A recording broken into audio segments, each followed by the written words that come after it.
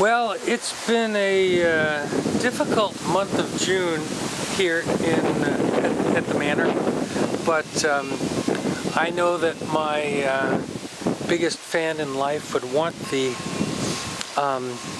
garden videos to continue, even though she's having kind of a rough time of it right now. So we are going to continue rather late with the June garden video, and let's start over here with where we typically start, and that's chives. You can see that these used to be the blooms. Now they're just I don't know if you can see those little black seeds, but that's the way the chives put down seeds.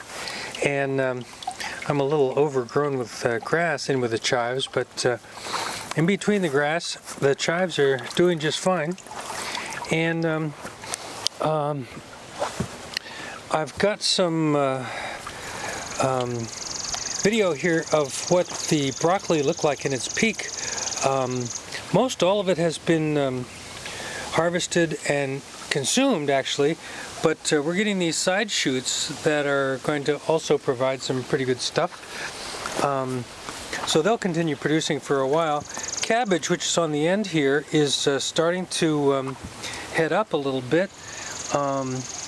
The caterpillars have been munching away, but I have sprayed with BT, and so we think we're going to get some pretty good cabbage heads out of this. And then the last row here is Brussels sprouts, and we won't see any harvestable activity or Brussels sprouts for quite some time yet on those guys. Meanwhile, the Aunt Molly's cherries, ground cherries, are doing just fine. Each one of those little doodads is a ground cherry. And when they get to be about that color right there, sort of yellowish and yellowish inside, they become the gardener's treat and are edible and pretty sweet. Meanwhile, we're starting to get some beans coming in. These are golden wax beans. Plenty of them are harvestable. This is, I think, Roma. I can't remember the name, but it's more of a broad bean. Yeah, Roma 2, they're called. And then these are actual dry beans, which are starting to show some pods, but they won't be harvestable till later when they're all dried up. And the pole beans are, as you can see, climbing very nicely our structures here, but they won't start producing beans until a little later. The bush beans always come in a lot sooner. Meanwhile, at the end of this bed, we've got sweet potatoes. They're doing fine. They're not to the point yet where they have taken over this entire end of the bed, but they will, probably by next month sometime. And over in bed number 2, as Frankie comes down the aisle here to see what we're up to.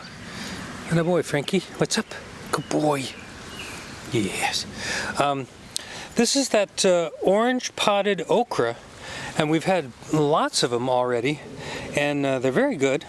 And they add a little color to the garden, so that's always fun. And our summer squash is coming in as well. These are zucchini, a nice attractive striped variety. Plenty of those coming in. Like they're about to really take off. And next to that are yellow, which also are a yellow zucchini. And the difference between a zucchini and a regular summer squash escapes me, but you can see that there's plenty of those coming in, and we have eaten plenty of them already. And finally, in the summer squash area, we have scallop squash. We harvested a nice one of those, and here's one that's almost of harvestable size and looking quite attractive. And next to those guys are the peas. Now, we haven't had as good a pea year this year as some years, but we did get a nice handful yesterday, and they're coming in okay. The snap peas are much more sparse, but we've even got a few of those coming in. And Jessie, of course, is doing her job, which is to manage the excavations. We actually picked a couple of beets. These are Touchstone Gold, a very nice beet, and this is what it looks like when your lettuce bolts. The hot weather causes the lettuce to go to seed. That's what's happening up here. It's the equivalent of blooming. And the lettuce leaves themselves can get kind of bitter, but you never know. Sometimes they're okay, even when they're harvested like this. So we'll try a few of them later and see what happens, see how they taste. And meanwhile, we got a little bit of grass overgrown here, but we have carrots coming in. We pulled a few of those for a barbecue last night. And finally in this bed, radishes. This is the second planting of radishes coming in. They're not looking too badly. So on to bed number 3, which is a half bed. We have more carrots coming in over here. They actually, I think, need to be thinned a little bit. They're kind of close in tight, but they're nowhere near harvesting. Meanwhile, look at how nicely these onions are starting to bulb up. That's really nice. We like to see that. There's a nice big one right there. Those are candy. And on this other end here, we have the Red Zeppelin, very creatively named. They're also starting to bulb up, though it's not quite. Well, that's a pretty good one right there. We also pulled some of those, and the potatoes are doing just fine. Haven't, gone hunting for new potatoes, but we could at this point, especially the red Norlands, which were the first ones to bloom. But they're looking healthy, so that's nice. And the tomatoes are just looking fine. Nothing really harvestable, although we did pull a green one and slice it up for stir frying for our barbecue yesterday. We did have some distinguished guests to the garden just in the last 2 days, and here you can see them cavorting around. The Larson Dichis from California, and they flew a whole slew of miles to come out and see us. And look at what we have here in the tomatoes. Yes, that's the first Juliet to ripen, and it looks pretty red there, but it's really orange. It's got a day or two to go, but that's huge to have a tomato coming in now. The rest of these tomatoes, which are the Juliet, Martha Washington, and New Girl, are just overflowing the tops of the tomato cages, excuse me, and looking just fine. Meanwhile, if I can clear my throat, let's get over here to the peppers. These are shishito, and they're supposed to be absolutely delicious. They come highly recommended, and you can see they're coming in fine, and some of them are starting to turn color. These are Melrose, and I have to admit I can't remember why I chose the varieties I chose. I have to go back and look at them, but you can see we've got some bright red ones and some green ones coming in. And this is also a mild pepper. No hot peppers this season by design. These are Tequila Sunrise, which have quickly become one of my favorite peppers, mostly because of the delightful color they change, which they haven't really started to do so yet, a little bit in that first one. And then these are Orange Bells, and you can see that they're coming in pretty good. That's a nice size one right there, and then the one next to it is starting to turn orange already. So the peppers are doing pretty well. Now there's another orange-ish one under there.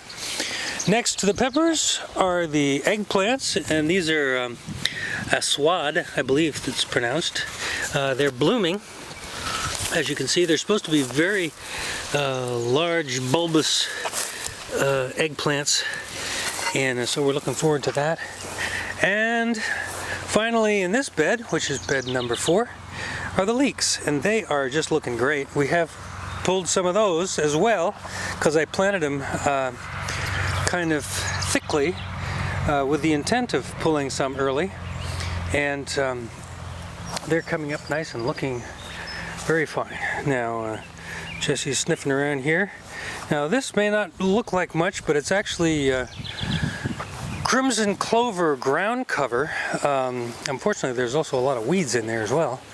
But this I planted because I couldn't get a full bed of sunflowers to go, so I condensed the sunflowers down into this end. So we have what, 1, 2, 3, 4, 5, 6 or 7 rows of sunflowers that are coming along nicely. These are, I guess, the tallest ones are 5 feet plus tall, and looking pretty healthy. So that's kind of fun.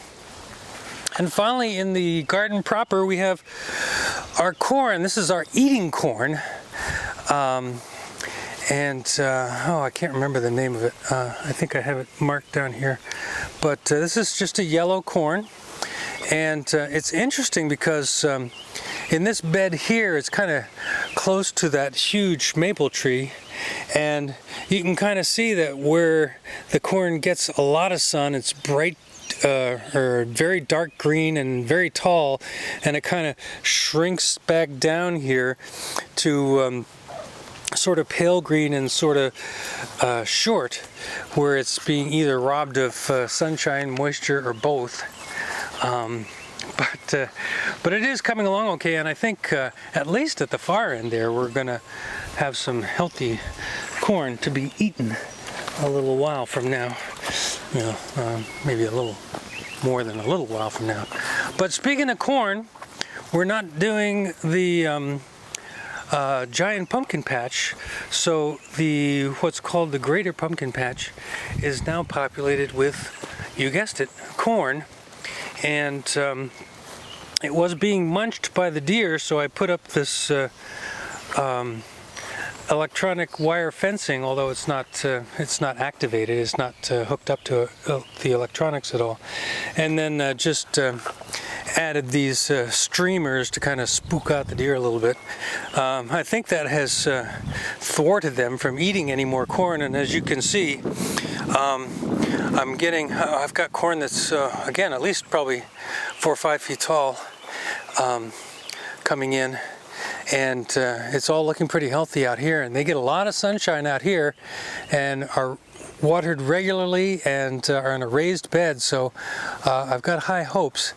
And this is, as you may recall, popcorn and Indian corn, which I've never tried either one before, but since I'm already growing Eton corn, I figured I'd try that. And I'm not officially growing any pumpkins, but these pumpkins came up on their own,